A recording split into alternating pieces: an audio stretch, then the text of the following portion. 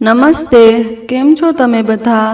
ચાલો આજની વાર્તા શરૂ કરીએ। સ્વાતિ તેની ઓફિસમાં બેસીને બધી ફાઇલો ચકાસી રહી હતી ત્યારે તેને ફોન આવ્યો।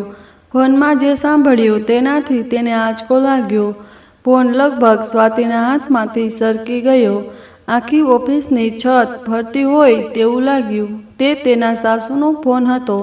વહુ, આજે જરા વહેલા આવજે, મારી બહેન કાશ્મીર આવી રહી છે। આ સાંભળીને જ તેનું હૃદય વધુ ધબકવા લાગ્યું। સાસુ હજુ પણ ફોન પર બોલી રહ્યા હતા। વહુ, તું સાંભળી રહી છે ને?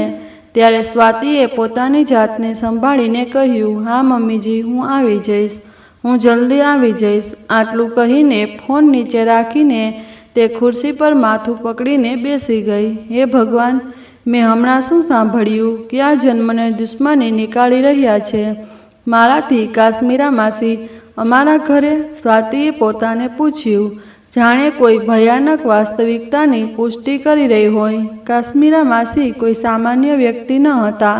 સ્વાતિએ તેમનું બીજું નામ તૂફાન પણ રાખ્યું હતું। તે તૂફાન જે એકવાર ઘરમાં પ્રવેશ કરે છે તે પછી બધી શાંતિ અને સારમ છીનવી લે છે। કાશ્મીરા માસીની દરેક વાત અને દરેક કાર્ય ઘરમાં ભારે ઉથલપાથલ મચાવતા હતા।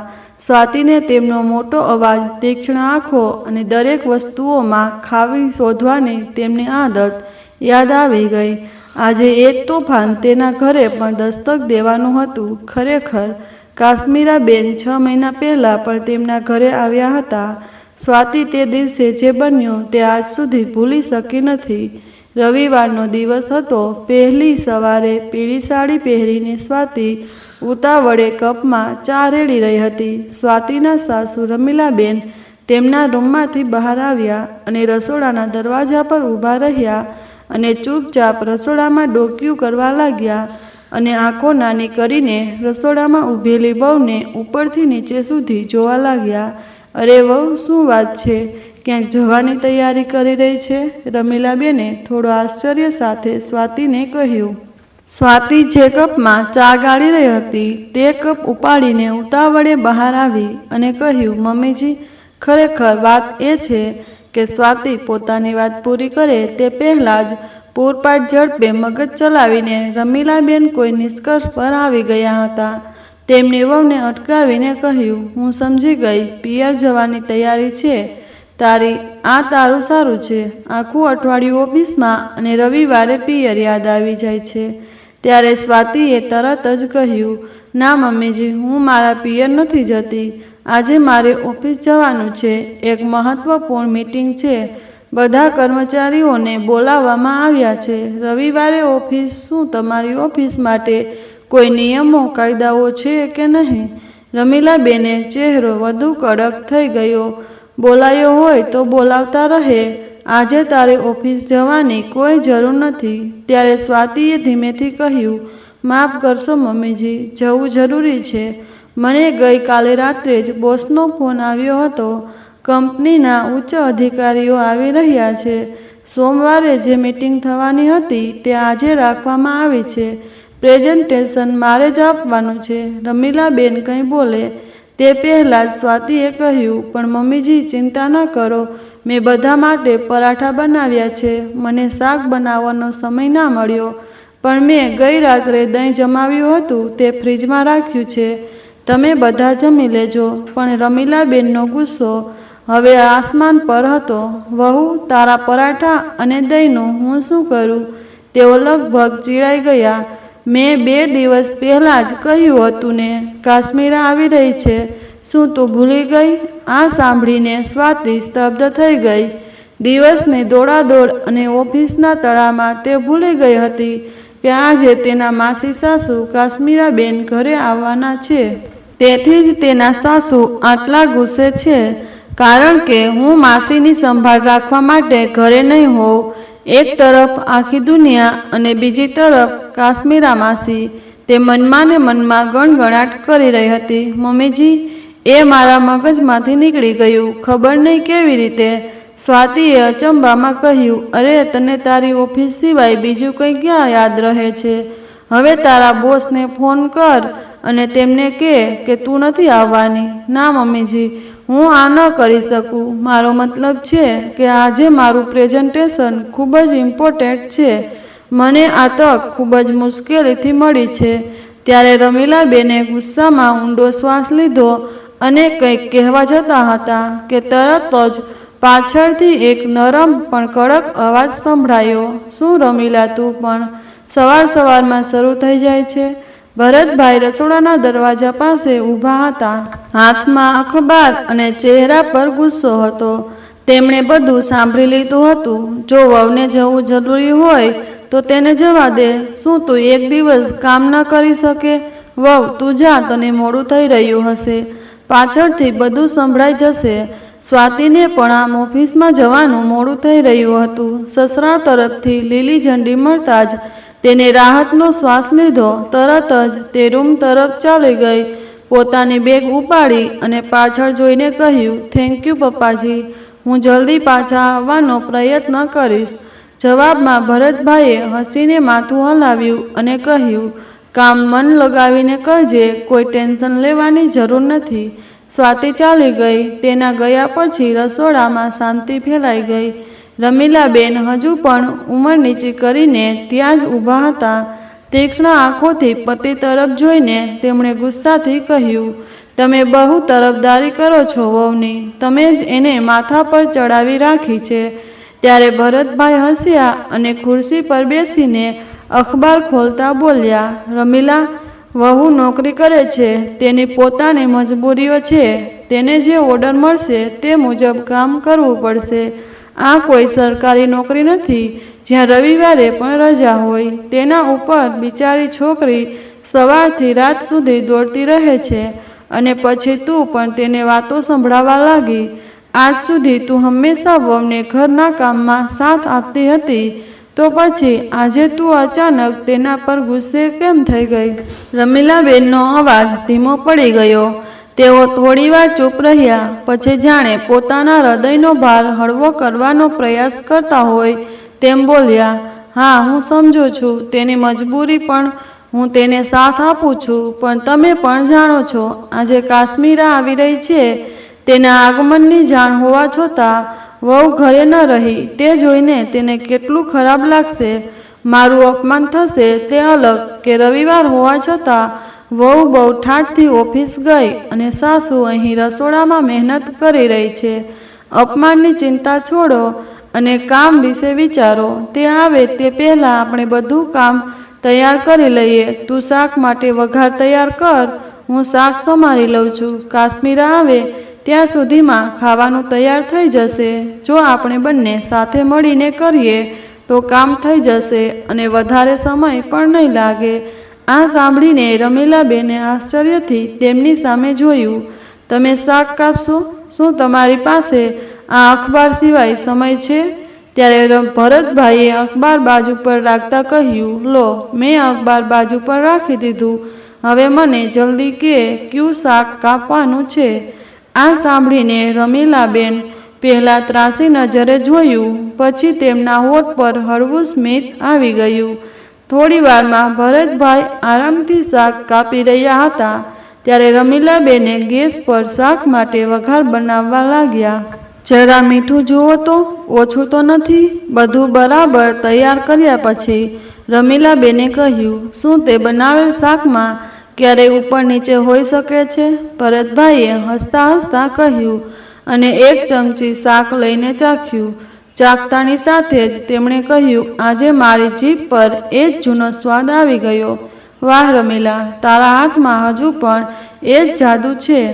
તારા હાથોને ચૂમી લેવાનું મન થાય છે. રમીલાબેનનું હાસ્ય રસોડામાં ગુંજી ઉઠ્યું. વૃદ્ધાવસ્થામાં પણ તમે ફિલ્મી વાતો કરવાનું ભૂલતા નથી. વૃદ્ધ થઈ ગયા છો, હવે તો સુધરી જાઓ. તો શું શ્રીમતી, આપણું જીવન પણ એક ફિલ્મ જેવું જ છે, જેમાં ડ્રામા, લાગણીઓ અને તારા જેવી હિરોઈન છે. આ સાંભળીને રમીલાબેન હસ્યા. તેમનો ચહેરો ચમકી ગયો. એટલામાં જ બહારથી એક ઓટોનો અવાજ આવ્યો. લો, વિલનની પણ એન્ટ્રી થઈ ગઈ. આ કહેતા કહેતા ભરતભાઈ હસ્યા અને તેમની વાત સાંભળીને રમીલાબેનના ભ્રમરની કરચલીઓ પડી ગઈ. આમ તો આટલી હિંમત માટે રમીલાબેન તેમને સારું એવું લેક્ચર આપ્યું હોત, પણ તેમની બહેન દરવાજા પર હતી, તેથી તેઓ ચૂપચાપ ચહેરા પર સ્મિત સાથે બહાર નીકળી ગયા. કાશ્મીરાબેન ઓટોમાંથી નીચે ઉતર્યા. દબંગ સહેલી, બેપરવા ચાલ અને હંમેશા પરિચિત સ્મિત, ચમકતી લીલી સાડી, ઊંચો બન અને હાથમાં ભારે બેગ, તેમના ચહેરા પર એક આત્મવિશ્વાસ હતો જે વર્ષોથી અકબંધ હતો.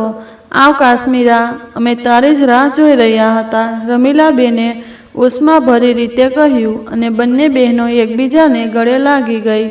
ગેટ ઉપરથી વાતચીત શરૂ થઈ ગઈ. મુસાફરી ઠીક તો હતી ને? હા, હું શું કહું, ઓટો ડ્રાઈવરે મને આખા શહેરનો ચક્કર લગાવી દીધો, ક્યાં ક્યાં નથી ફેરવી મને, હું તો થાકી ગઈ. ભરતભાઈએ કાશ્મીરાબેનની બેગ પકડી અને ત્રણે અંદર આવ્યા. જ્યારે કાશ્મીરાબેન ઘરમાં પ્રવેશ્યા ત્યારે તેમની તીક્ષ્ણ આંખોએ પહેલાં આસપાસ જોયું. આમ તો રમીલા તે ઘરની ખૂબ સારી સંભાળ રાખી છે, કાશ્મીરાબેને વખાણ તો કર્યા, પણ તેમની આંખો હજુ પણ અહીં અને ત્યાં ભટકતી હતી. રમીલાબેને હળવું સ્મિત આપ્યું. અરે બહેન, હવે બધું વહુ સંભાળે છે. તે જ ક્ષણે કાશ્મીરાબેનની નજર વહુના રૂમ તરફ ગઈ. તેમના ભ્રમર ઊંચા થયા. અરે, આ વહુ ક્યાં ગાયબ થઈ ગઈ છે? કાશ્મીરાબેને ઊંચા અવાજમાં પૂછ્યું, જાણે તેમને કંઈક ખોટું થયું હોય તેવું લાગ્યું હોય. ત્યારે રમીલાબેને ઊંડો શ્વાસ લીધો અને થોડા શરમાતા કહ્યું, બસ શું કહું કાશ્મીરા, તે નોકરી કરે છે ને, આજે રવિવારે પણ તેને ઓફિસમાં બોલાવી લીધી. આ સાંભળીને કાશ્મીરાબેનની આંખો વધુ પહોળી થઈ ગઈ. રવિવારે? તેમણે આશ્ચર્ય સાથે કહ્યું. તે સમયે વિશાલ તેના 5 વર્ષના દીકરાને લઈને રૂમમાંથી બહાર આવ્યો. તેના હાથમાં ફોન હતો, પણ તેની મા અને માસીને જોઈને તેને ફોન ખિસ્સામાં મૂકી દીધો. અરે વિશાલ દીકરા, આવ, કાશ્મીરાબેને તેને આશીર્વાદ આપ્યા. ત્યારે તેમણે થોડા આશ્ચર્ય સાથે કહ્યું, વહુ રવિવારે પણ ઓફિસ ગઈ છે? આ શું વાત થઈ? વિશાલે ખભા ઊંચા કર્યા. બસ માસી, પ્રાઇવેટ નોકરી છે, કોઈ સરકારી તો છે નહીં, રજાની કોઈ ગેરંટી નથી. કાશ્મીરાબેને માથું હલાવ્યું. લો, હું તમને બધાને મળવા આવી હતી, વહુ વિના બધું અધૂરું અધૂરું લાગશે. ત્યારે રમીલાબેને હસીને કહ્યું, અરે બેન, અમે લોકો તો છીએ જ ને, આપણે બેસીને વાતો કરશું. આમ પણ વહુ કહેતી હતી કે જલ્દી આવી જશે. પણ રમીલા, જો વહુ નહીં હોય તો જમવાનું કોણ બનાવશે?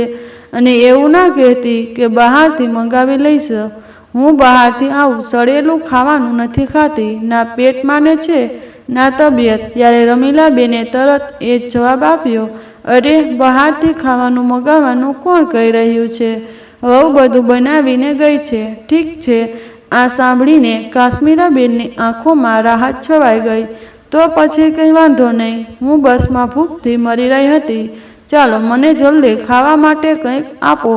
ત્યારે રમીલાબેન અને ભરતભાઈ ઝડપથી કામે લાગ્યા.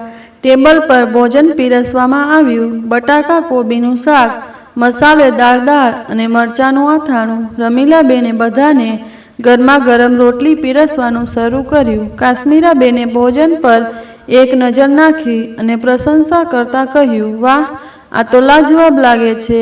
વહુએ બનાવ્યું હોય તો તેનો સ્વાદ જરૂર સારો લાગશે. ત્રણે ટેબલની આસપાસ બેઠા. કાશ્મીરાબેને પહેલો કોળિયો ખાધો અને તેમની આંખો આનંદથી બંધ થઈ ગઈ. ડાઇનિંગ ટેબલ પર થોડી શાંતિ છવાઈ ગઈ. એક પછી એક કોળિયો ચાવતી વખતે કાશ્મીરાબેન અચાનક અટકી ગયા. તેમના હાથ હવામાં સ્થિર રહ્યા અને તેમની નજર રમીલાબેન પર અટકી ગઈ. હું તને કંઈક પૂછી શકું રમીલા? હા, પૂછને બેન, આ બધું વહુએ બનાવ્યું છે? આ સાંભળીને રમીલાબેનનો ચહેરો અચાનક ફીકો પડી ગયો. થોડીવાર માટે તેઓ અવાક રહી ગયા. પછી તેમણે ઝડપથી કહ્યું, હા હા, વહુએ બનાવ્યું છે. ત્યારે કાશ્મીરાબેને ભ્રમર ઊંચા કરીને કહ્યું, મારાથી જૂઠું કાશ્મીરાથી? કાશ્મીરાબેન આંખો રમીલાબેનના ચહેરા પર ઊંડી નજર નાખી હતી. હું તારી બહેન છું રમીલા, શું હું તારા હાથનો સ્વાદ નહીં ઓળખી શકું?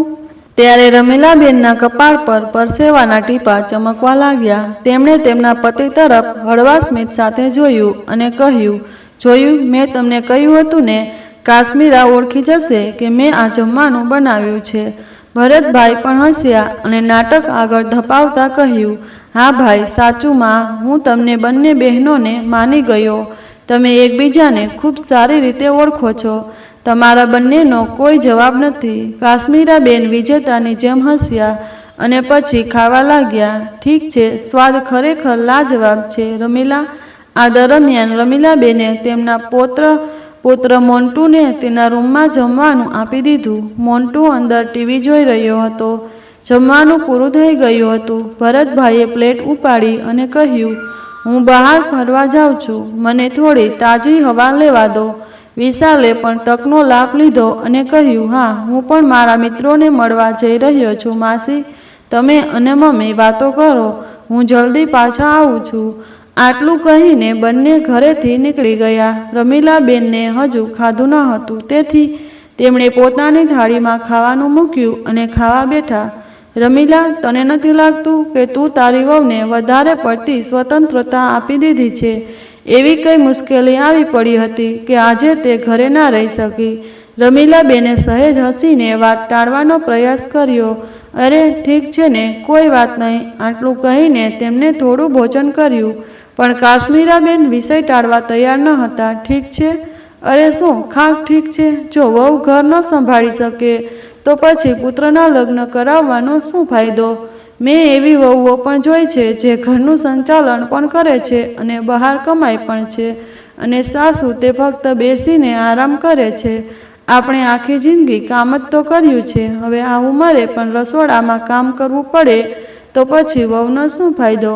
ત્યારે રમીલાબેને ઊંડો શ્વાસ લીધો અને શાંત સ્વરે કહ્યું, અરે કાશ્મીરા, મારી વહુ પણ કંઈ ઓછી નથી. જ્યાં સુધી તે ઘરે હોય છે ત્યાં સુધી તે આખું ઘર સંભાળે છે. સવારથી રાત સુધી ભાગદોડ કરે છે. પછી પૈસા કમાવા માટે બહાર જાય છે. જો હું તેને ઠપકો આપું તો પણ તે શાંતિથી સાંભળે છે. તે વળતો જવાબ નથી આપતી. આ કહેતી વખતે રમીલાબેન હસતા હતા, પણ રમીલાબેનના મોઢામાંથી નીકળતી વહુની પ્રશંસા કાશ્મીરાબેન પચાવી શકતા ન હતા. તેમણે સ્પર્શ શબ્દોમાં કહ્યું, પણ આ બધાનો તને શું ફાયદો? મારી બહેન તે ઘરે કેટલો સમય રહે છે કે ઘર સંભાળશે? મને જરા જુઓ, હું 2 વહુની સાસુ છું. મેં બંને વચ્ચે ઘરકામની જવાબદારી વહેંચી દીધી. મેં તેમને પહેલાંથી જ કહ્યું હતું કે હું કામ નહીં કરું. હવે બંને વહુઓ આખું ઘર સંભાળે છે. મારા એક અવાજ પર બંને મમ્મીજી મમ્મીજી કરતા મારા દરેક આદેશનું પાલન કરે છે. અને અહીં તારી વહુ તે આખો દિવસ બહાર મજા કરે છે અને તને રસોડામાં જ રાખે છે. જમ્યા પછી રમીલાબેન વાસણો લઈને રસોડામાં ગયા. કાશ્મીરાબેન તેમની પાછળ પાછળ ગયા અને સ્તબ્ધ થઈ ગયા. તો હવે વાસણો પણ તું જ ધોઈશ? ત્યારે રમીલાબેને સહજતાથી જવાબ આવ્યો, હા, આજે નોકરાણી નહીં આવે તેથી વાસણો પણ ધોવા પડશે, પણ વધારે નહીં. હું ફક્ત થોડા જ વાસણો ધોઈશ જે જરૂરી છે. આ સાંભળીને કાશ્મીરાબેનના ચહેરા પર નારાજગી ઉભરી આવી. અને તારી વહુરાણી શું કરશે? એ તારા હાથે ખાશે અને તેની પાછળ સાફ સફાઈ કરીશ. આ હિસાબથી તો તું તારી વહુની નોકરી કરે છે. ત્યારે રમીલાબેને રસોડાના સિંકમાં વાસણો રાખતા જવાબ આપ્યો, અરે લો, હું કેમ કરું વહુની નોકરી? આ તો ઘરનું જ કામ છે. જો નોકરાણી નહીં આવે તો જાતે જ કરવું પડે. ત્યારે કાશ્મીરાબેને ટોણો માર્યો, વાહ મારી બેન, તારી વહુએ તને પાગલ બનાવી રાખી છે. બોલીશ નહીં. તું કાશ્મીરા બહેનની છે, નોકરી કરવાનું નહીં, ઓર્ડર આપવાનું શીખ. કહી દે પોતાની વહુને કે ઘરે રહે અને ઘર સંભાળે. વાસણ ધોતી વખતે કાશ્મીરાબેન હસ્યા અને કહ્યું, લો, બોલી તો એવી રીતે રહી છે જાણે મેં કહ્યું અને તે માની ગઈ. સ્વાતિ કોઈ પણ સંજોગમાં પોતાની નોકરી નહીં છોડે. તેને પૈસા કમાવાનો જોશ છે.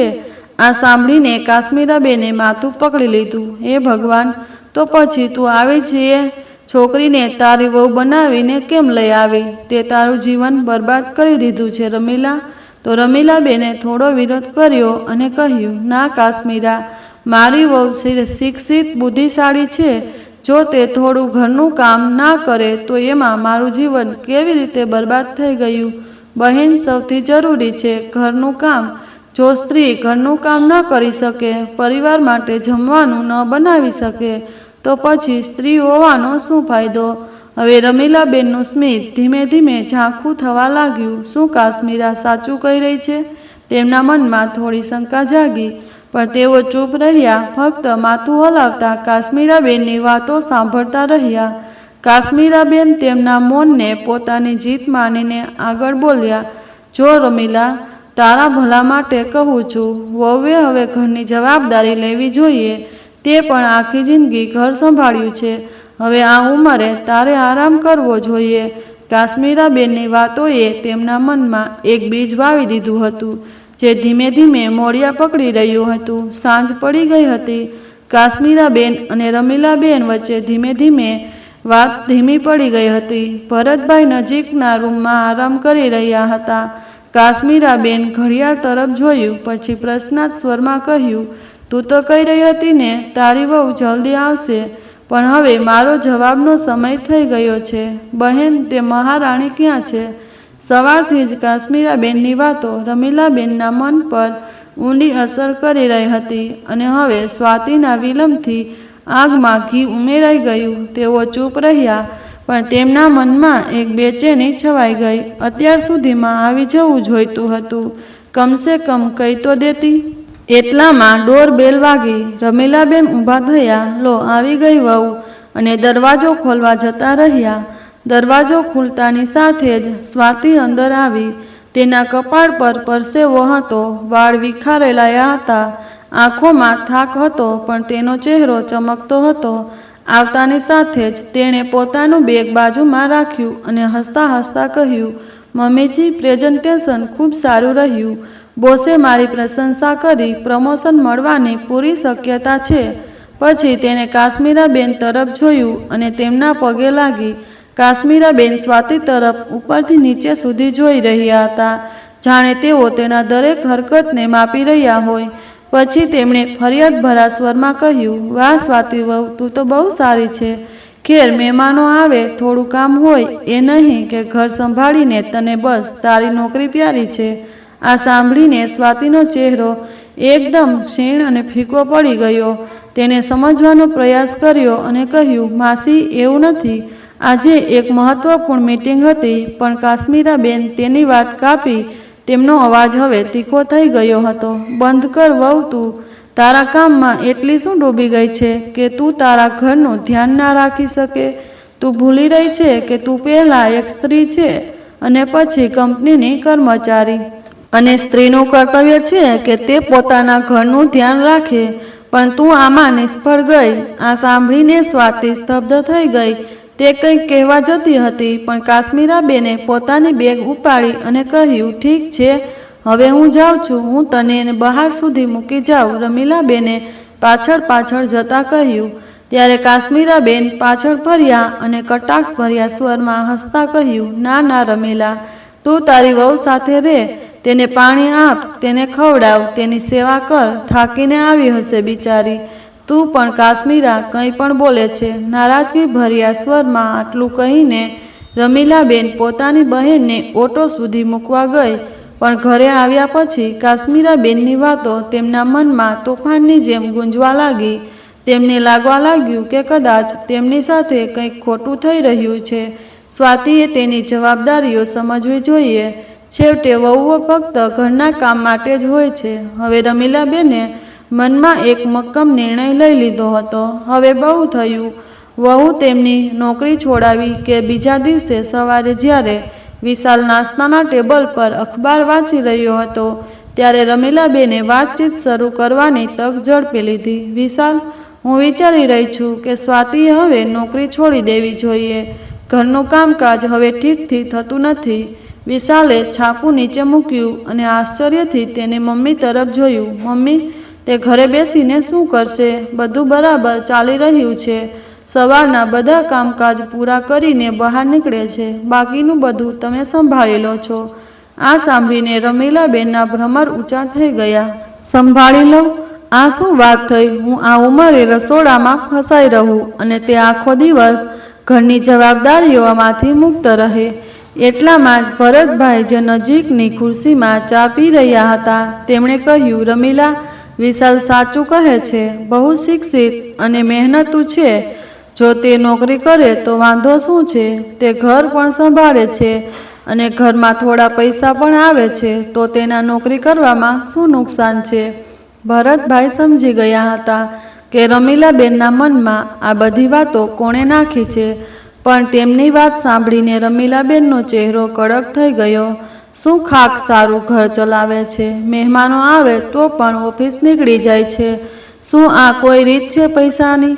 વાત કરીએ તો આ ઘર તેની આવકથી નથી ચાલતું. મારો દીકરો ઘરનો બધો ખર્ચ ઉઠાવે છે. તેમના અવાજમાં ચીડ હતી. કાશ્મીરાબેનની વાતો રમીલાબેનના મનમાં એટલા ઊંડે સુધી ઉતરી ગઈ હતી કે તેઓ પોતાના ઈરાદાથી ટસી-મસ ના થયા. તે દિવસ પછી રમીલાબેનનું વર્તન બદલાઈ ગયું. પહેલાં તેઓ સ્વાતિને થોડી મદદ કરતા હતા. ક્યારેક શાક કાપી આપતા, ક્યારેક કપડાં વાળી આપતા, પણ હવે તેમણે બધું કામ સ્વાતિના માથા પર નાખી દીધું. રસોડાથી લઈને કપડાં સુધી દરેક નાના મોટા કામની જવાબદારી હવે સ્વાતિ પર હતી. એક દિવસ જ્યારે સ્વાતિ ઓફિસથી પાછી આવી ત્યારે તેના ખભા પર બેગનો ભાર હતો અને આખા દિવસની થાકની ઊંડી રેખાઓ તેના ચહેરા પર દેખાતી હતી. દરવાજો ખોલતાની સાથે જ વિશાલનો અવાજ ગુંજ્યો. તે સોફા પર સૂતો હતો. તે ફોનમાં વ્યસ્ત હતો. અરે સ્વાતિ, તું ક્યાં રહી ગઈ હતી? હું ક્યારનો ચાની રાહ જોઈ રહ્યો હતો. સ્વાતિએ વિશાલ તરફ આશ્ચર્યથી જોયું. તે આજે ઓફિસમાં છે ને? તે પોતાનું વાક્ય પૂરું કરે તે પહેલાં જ રમીલાબેન તેના રૂમમાંથી બહાર આવ્યા. તેમની આંખોમાં નારાજગીની એક ચમક હતી. બસ બસ, આ બહાના પછી સંભળાવજે. રમીલાબેને તીક્ષ્ણ સ્વરમાં તેની વાત કાપી નાખી. પહેલાં મારા દીકરા માટે ચા બનાવ. બિચારો ઓફિસથી થાકીને પાછો ફર્યો છે અને તારો કોઈ અતોપતો જ નથી. સ્વાતિ એક ક્ષણ માટે સ્તબ્ધ થઈ ગઈ. રમીલાબેનનો કર્કશ અવાજ તેના હૃદયને વીંધી નાખે. પહેલાં મમ્મીજી તેની સાથે ખૂબ પ્રેમથી વર્તન કરતા હતા, પણ હવે દરેક શબ્દમાં કટાક્ષ, દરેક શબ્દમાં એક અકથિત આરોપ હતો. તેનું કંઈક કહેવાનું મન થતું હતું, પણ ચૂપ રહી. તેણીએ પોતાનો બેગ ટેબલની ધાર પર રાખી અને રસોડા તરફ જતી રહી. મમ્મીજીનું બદલાયેલું વલણ, વિશાલની ઉદાસીનતા બધું જ તેને અંદરથી તોડી રહ્યું હતું. છતાં તેણીએ પોતાને સંભાળી અને ચા બનાવી બધાને આપી. રાત્રિનો સમય હોવા છતાં સ્વાતિ જ બધી દોડધામમાં ફસાયેલી રહી. રાત્રિનું ભોજન બનાવવું, પીરસવું, રસોડું સાફ કરવું બધું જ તેની જવાબદારી હતી અને સવારે તેણે ધોયેલા બધા કપડાં હજુ ફોલ્ડ કરવાના બાકી હતા. આખો દિવસ ઓફિસમાં કામ કરીને તે પહેલેથી જ થાકી ગઈ હતી અને હવે રહી કસર પૂરી થઈ રહી હતી. જ્યારે તે આખરે પલંગ પર પડી ત્યારે આંખના પલકારામાં ઊંઘે તેની પોતાને આલિંગનમાં લઈ લીધી.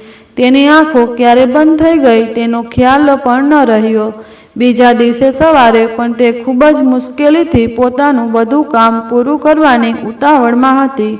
ત્યારે અચાનક ઓફિસની કેબનો ફોન આવ્યો. તે પોતાને અરીસામાં જોઈ પણ ના શકી અને વાળ કાસ્કો કર્યા પર્સ ઉપાડીને દોડી ગઈ. આ થોડા દિવસો સુધી ચાલ્યું. એક દિવસ જ્યારે સ્વાતિ વહેલા સવારે ઉઠી ત્યારે તેને જોયું કે મોઢું બેચેનીથી પલંગ પર પડખા ફેરવી રહ્યો હતો અને ચહેરો લાલ હતો. મોન્ટુ, સ્વાતિએ ચિંતાતુર સ્વરમાં બૂમ પાડી અને તેના કપાળને સ્પર્શ કર્યો. તેનું કપાળ બળી રહ્યું હતું. મમ્મા, મને માથાનો દુખાવો થઈ રહ્યો છે. મોન્ટુ તૂટતા અવાજમાં કણસતા બોલ્યો. સ્વાતિ એક ક્ષણ માટે મૂંઝવણમાં પડી ગઈ. અરે, તને ખૂબ તાવ છે. તેને તરત જ થર્મોમીટર કાઢ્યું. તાવ ચેક કર્યો. 102 ડિગ્રી હતો. વિલંબ કર્યા વિના સ્વાતિએ ઘરમાં રાખેલી તાવની દવા આપી. પછી તે મોન્ટુના કપાળ પર ભીની પટ્ટી લગાવવા લાગી. વિશાલે તેને સ્પષ્ટ કહ્યું કે તે ઓફિસમાંથી રજા નહીં લઈ શકે, તેથી સ્વાતિને જ ઘરે રહેવું પડશે. સ્વાતિએ ઓફિસમાં મેલ કરીને ઘરેથી કામ કરવાની પરવાનગી માંગી, પણ બોસે કહ્યું હતું કામ અધૂરું ન રહેવું જોઈએ. સ્વાતિ, આજે સાંજ સુધીમાં ક્લાયન્ટ મીટિંગ છે. તારો રિપોર્ટ જરૂરી છે. ઘરેથી કરી લે, પણ મોકલવો પડશે. સ્વાતિએ ઊંડો શ્વાસ લીધો. થોડીવાર પછી તેણીએ ડૉક્ટર પાસેથી ઓનલાઈન સલાહ લીધી. ડૉક્ટરે તેને દવાઓ પણ લખી આપી. દવા આપ્યા પછી તેણે મોન્ટુને સુવડાવી અને રૂમમાંથી બહાર આવી. રમીલાબેન લોબીમાં આરામથી બેઠા હતા. સવારનો ભક્તિ સંગીતનો કાર્યક્રમ ટીવી પર ચાલી રહ્યો હતો. હવે મોન્ટુની તબિયત કેવી છે? રમીલાબેને પૂછ્યું. ત્યારે સ્વાતિએ કહ્યું, મમ્મીજી, હું તમને શું કહું, તેને ખૂબ જ તાવ હતો. દવાથી તાવ તો ઉતરી ગયો, પણ માથાનો દુખાવો હજુ ઓછો નથી થયો. અત્યારે ખૂબ જ મુશ્કેલીથી મેં તેને સુવડાવ્યો છે. પછી તેણે લેપટોપ ઉપાડ્યું અને કહ્યું, મમ્મીજી, તમે મોન્ટુની બાજુમાં બેસશો? તેની તબિયત સારી નથી. ત્યાં સુધી હું થોડું ઓફિસનું કામ કરી લઉં. સ્વાતિએ કહ્યું. ત્યારે રમીલાબેને તેમનું કપાળ હળવેથી દબાવ્યું અને કહ્યું, અરે વહુ, મને પહેલેથી જ ખૂબ માથાનો દુખાવો થઈ રહ્યો છે. મારા માટે એક કપ ચા બનાવી આપ. આ સાંભળીને સ્વાતિ ચિંતામાં પડી ગઈ.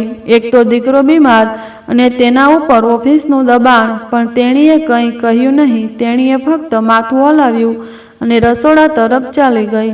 એટલામાં રમીલાબેન પાછળથી બોલ્યા, મેં તને કેટલી વાર કહ્યું છે કે ઓફિસનું કામ ઘરે ન લાવ. મારું કોઈ સાંભળે તો ને? શું બાળકથી ઉપર કંઈ હોય છે? સ્વાતિ અનિચ્છાએ રસોડામાં ગઈ. ત્યાં જતાની સાથે જ તેના પગ થંભી ગયા. ગઈ રાતના વાસણો હજુ પણ સિંકમાં પડ્યા હતા. અરે મમ્મીજી, આજે પણ નોકરાણી ના આવી? ચા બનાવતા સ્વાતિએ બૂમ પાડી.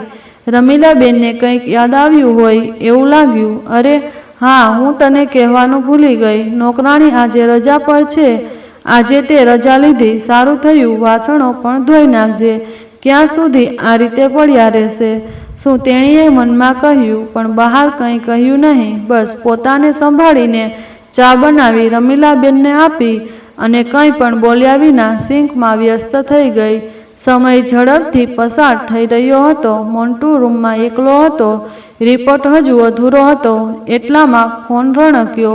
હાથ લૂછતા તેણે ફોન ઉપાડ્યો. સ્વાતિ, તે હજુ ફાઇલ મોકલી નથી. તે બોસનો અવાજ હતો. બસ, હું હમણાં જ મોકલું છું સર. તેને ઉતાવળમાં જવાબ આપ્યો અને રસોડામાંથી રૂમમાં ગઈ. ભાગદોડના કારણે તેની તબિયત વધુ ખરાબ થઈ ગઈ હતી. સાંજનો સમય હતો. રમીલાબેન સત્સંગ સાંભળવા બહાર ગયા હતા. સ્વાતિજી આખો દિવસ મોન્ટુની સંભાળ રાખવામાં, ઓફિસનું કામ કરવામાં અને રસોડું સંભાળવામાં વ્યસ્ત હતી. તે હવે હોલમાં એકલી હતી. તેનું શરીર થાકી ગયું હતું અને તેનું મન વધુ ભારે થઈ ગયું હતું. આ રોજિંદા બેવડા સંઘર્ષ, ઓફિસ અને ઘર તેને અંદરથી તોડી રહ્યા હતા. તે કેવી છે? તેની હાલત કેવી છે? તે પૂછવા માટે કોઈ ન હતું. વિશાલ પણ હવે ફક્ત તેની બહારની જવાબદારીઓ નિભાવી રહ્યો હતો. તે સ્વાતિનો સાથ આપી રહ્યો ન હતો. તેની આંખોના ખૂણા સુધી ભરાયેલા આંસુ હવે તેની પાપણોથી છલકાઈ ગયા હતા. તેને સોફા પર માથું ટેક્યું અને તેની આંખોમાંથી અનાયાસે આંસુ ટપકવા લાગ્યા. તે જ ક્ષણે એક હળવો અવાજ આવ્યો. સ્વાતિએ ઝડપથી પોતાના પલ્લુથી આંસુ લૂછ્યા. જ્યારે તેણે જોયું તો ભરતભાઈ અંદર આવી ગયા હતા. સ્વાતિની ભીની આંખો અને નમેલો ચહેરો જોઈને તેમનું હૃદય પીગળી ગયું. તેઓ પોતાની વહુની હાલતનું કારણ સમજી ગયા હતા. તેની બાજુમાં બેસતા તેમણે કહ્યું, બસ થઈ ગયું સ્વાતિ, રડીશ નહીં. મેં તને મારી દીકરી માની છે અને હું મારી દીકરીને આટલી પરેશાન નથી જોઈ શકતો. સ્વાતિએ માથું ઊંચું કર્યું, પણ તેની આંખો હજુ પણ ભીની હતી. સ્વાતિએ ધીમેથી કહ્યું, બસ, હું થાકી ગઈ છું પપ્પાજી. હું બધું સંભાળવાનો પ્રયત્ન કરું છું, પણ હું જોઈ શકું છું દીકરા, હું બધું જોઈ શકું છું. ભરતભાઈએ તેની વાત કાપતા કહ્યું, પણ સંજોગો સામે લડવાના બે રસ્તા છે. કાં તો આપણે તેમની સમક્ષ શણગારતી સ્વીકારવી જોઈએ અથવા ઉકેલ શોધીને. સ્વાતિ દીકરી, આપણે પરિવર્તનની શરૂઆત આપણાથી જ કરવી પડશે. જો તારે પરિવર્તન જોઈતું હોય તો તારે હવે નિર્ણય લેવો પડશે પોતાના માટે. સ્વાતિએ માથું હલાવ્યું. તે કંઈક કહેવા માંગતી હતી, પરંતુ શબ્દો તેના ગળામાં અટવાઈ ગયા. બીજા દિવસે સાંજે ઓફિસથી ઘરે પરત ફરતી વખતે સ્વાતિના ચહેરા પર કોઈ ઉતાવળ ન હતી. તેની ચાલમાં સ્થિરતા હતી અને થાકને બદલે તેની આંખોમાં કંઈક બદલવાનો દ્રઢ નિશ્ચય હતો. ઘરમાં પ્રવેશતાની સાથે જ તેણે જોયું કે બધા ડ્રોઈંગ રૂમમાં ટીવી જોઈ રહ્યા હતા. વિશાલ, રમીલાબેન અને મોન્ટુ ત્રણે સોફા પર આરામથી બેઠા હતા. સ્વાતિએ ટેબલ પર પોતાનું પર્સ મૂકતાની સાથે જ રમીલાબેનનો અવાજ આવ્યો. આજે ફરી મોડું થઈ ગયું? હવે શું બહાનું છે? સ્વાતિએ મમ્મીજી તરફ જોયું, પછી સોફા પર આરામથી બેસતા કહ્યું, બસ મમ્મીજી, આજે હું છેલ્લી વાર મોડી થઈ ગઈ છું. આવું ફરી ક્યારેય નહીં થાય. કાલથી બધા કામ સમયસર થઈ જશે. રમીલાબેને આશ્ચર્યથી તેની સામે જોયું.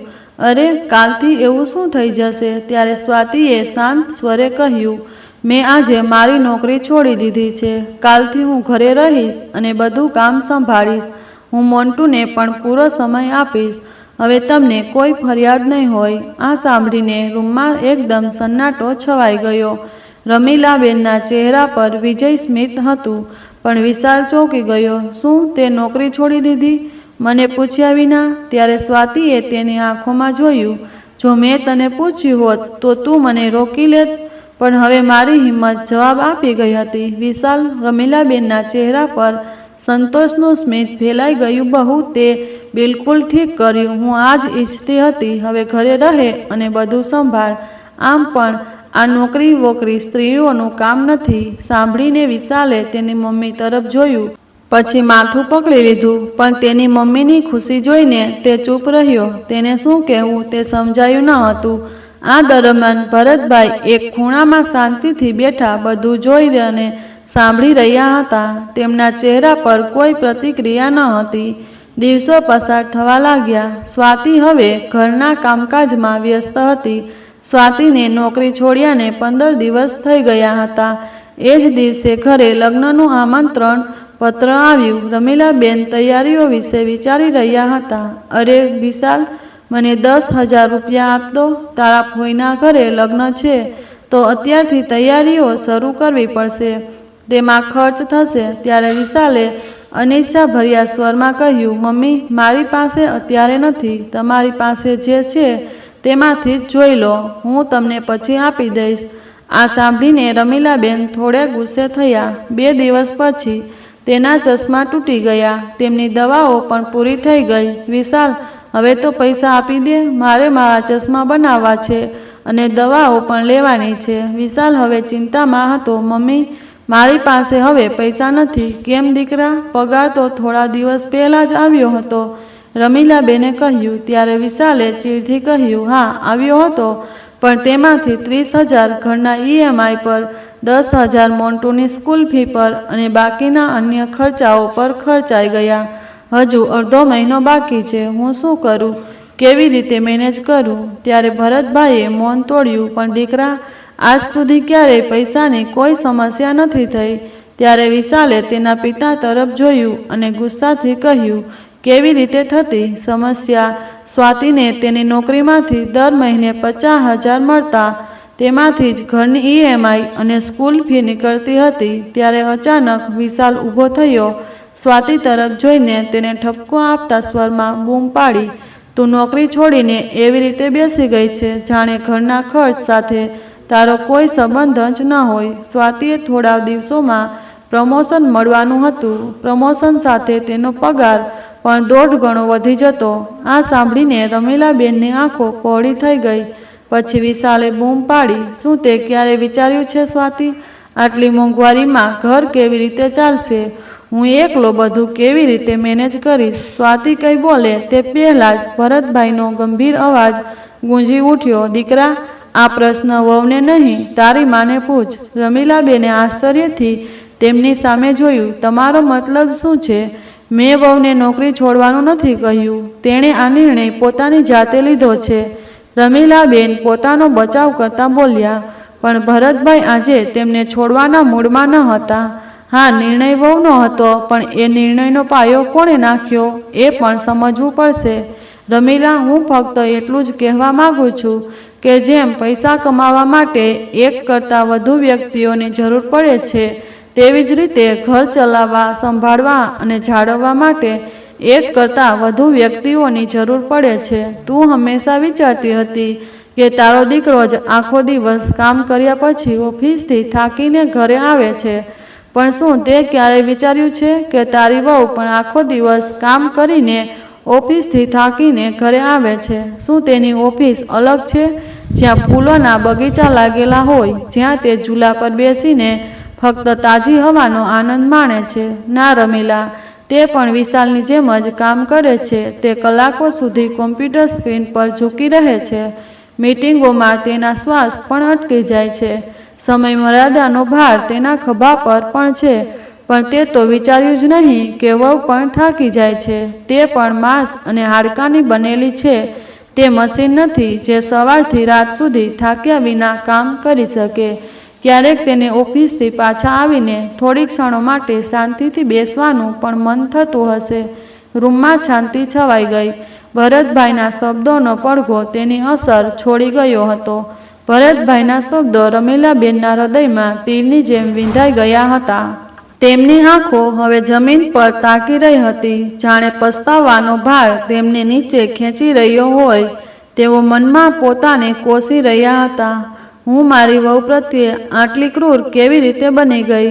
કાશ્મીરાના શબ્દોમાં ડૂબી જઈને મેં સ્વાતિ સાથે આટલો અન્યાય કેવી રીતે કર્યો? તેમની આંખોમાંથી પસ્તાવાના આંસુ સરી પડ્યા, જે તેમના ગાલ પર વહી ગયા. ત્યારે જ મૌન તોડીને વિશાલ બોલ્યો. તેના અવાજમાં પસ્તાવાનું સ્પષ્ટ પ્રતિબિંબ હતું. સ્વાતિ, મારી પણ ભૂલ છે.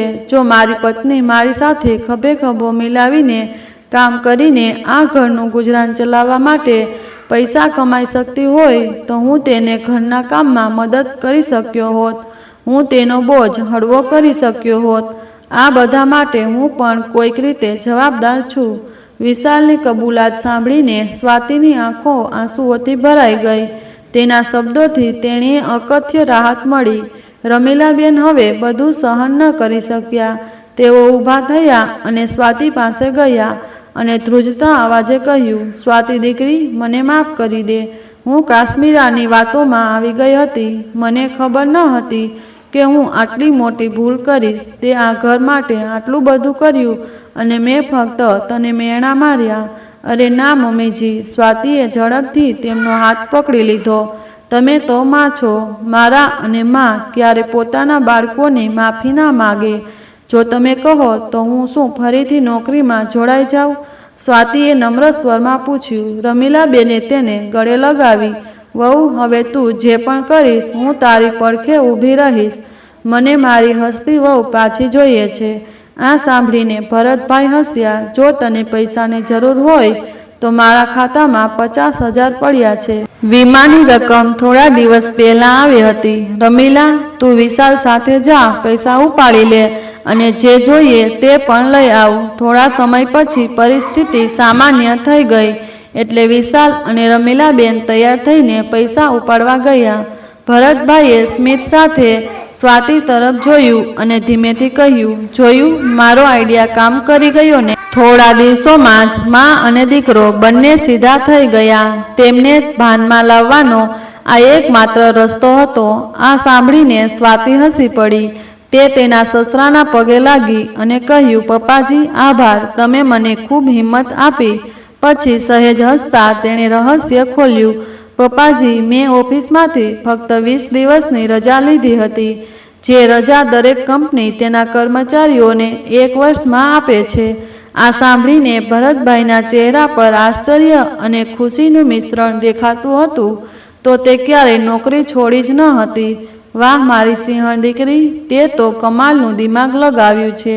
આટલું કહીને પિતા અને પુત્રી બંને ખડખડાટ હસી પડ્યા. થોડા દિવસો પછી સ્વાતિ ફરીથી ઓફિસ જવાનું શરૂ કર્યું. સખત મહેનત અને તેના સ્વભાવના હતી કે તેના સમર્પણ અને પ્રતિબદ્ધતાએ તેને કંપનીની બ્રાન્ચ મેનેજર બનાવી દીધી. મોટા પગાર સાથે હવે તે પહેલાં કરતાં વધુ આત્મવિશ્વાસપૂર્ણ બની ગઈ હતી. ઘરમાં ખુશી અને હાસ્ય ફરી સામાન્ય થઈ ગયું હતું. રમીલાબેન હવે સ્વાતિને રસોડામાં મદદ કરાવવા લાગ્યા અને વિશાલ મોન્ટુની સંભાળ રાખવામાં અને નાના નાના કામોમાં પણ મદદ કરવા લાગ્યો. કાશ્મીરાબેનની વાતો હવે રમીલાબેનના મનમાંથી સંપૂર્ણપણે ધોવાઈ ગઈ હતી. આજે જ્યારે 6 મહિના વીતી ગયા અને સ્વાતિને સમાચાર મળ્યા કે તેના માસી સાસુ આજે ફરી ઘરે આવી રહ્યા છે, ત્યારે તેનો ચહેરો ફીકો પડી ગયો. સ્વાતિનું હૃદય જોર જોરથી ધબકતું હતું. આટલી બધી મહેનત પછી જે ઘર ફરીથી હસતું હતું તેમાં એ જ કાશ્મીરા માસી પ્રવેશવાના હતા, જેમના ઝેરી શબ્દોએ પહેલાં આ ઘરનો પાયો હચમચાવી નાખ્યો હતો.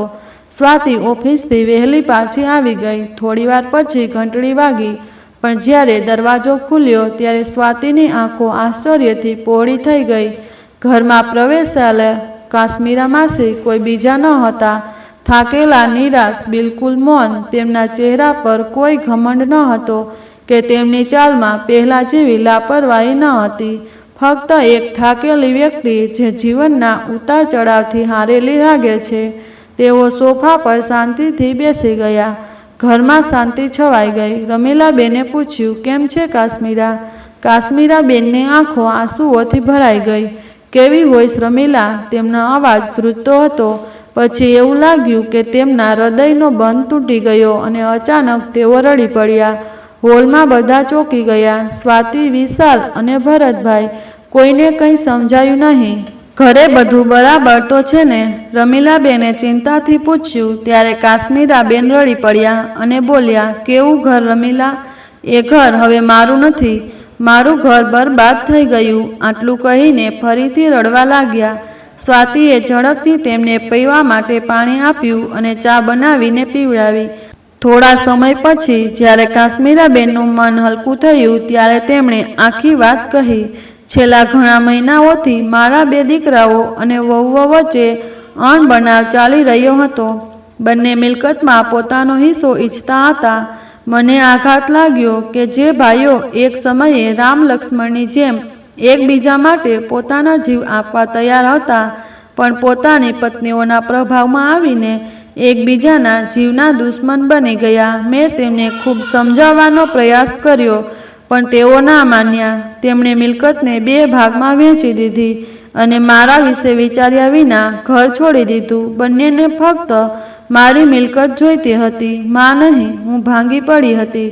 રમીલા વિચાર્યું, કદાચ તીર્થયાત્રાથી મને શાંતિ મળશે, પણ મને ક્યાંય શાંતિ ન મળી. જ્યારે હું તીર્થયાત્રા કરીને ઘરે પાછી ફરી ત્યારે મને ખબર પડી કે તે 2 શર્મ લોકોએ મારું ઘર પણ વેચી દીધું છે. મારું ઘર, મારો આશ્રય, જ્યાં તારા જીજાજીની યાદો રહેતી હતી. રમીલા, બધું જ ખતમ થઈ ગયું. આટલું કહીને તેઓ તેમની બહેનની ગળે લગાવીને ફરીથી રડવા લાગ્યા. હું ક્યારની પરણી રહી. રમીલાબેનની આંખો પણ ભીની થઈ ગઈ. પોતાની બહેનની હાલત જોઈને તેમનું હૃદય પીગળી ગયું. કેમ કાશ્મીરા? હું છું ને તારી બહેન.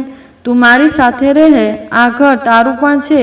તેમણે આંસુ લૂછતા કહ્યું. પણ કાશ્મીરાબેને માથું હલાવ્યું. ના રમીલા, હું કોઈ પર બોજ બનવા નથી માગતી. મેં નિર્ણય લીધો છે. હવે હું વૃદ્ધાશ્રમમાં રહીશ. બસ આજે મારું હૃદય થોડું ભારે હતું, એટલે મેં વિચાર્યું કે મારી બહેનને મળી આવું.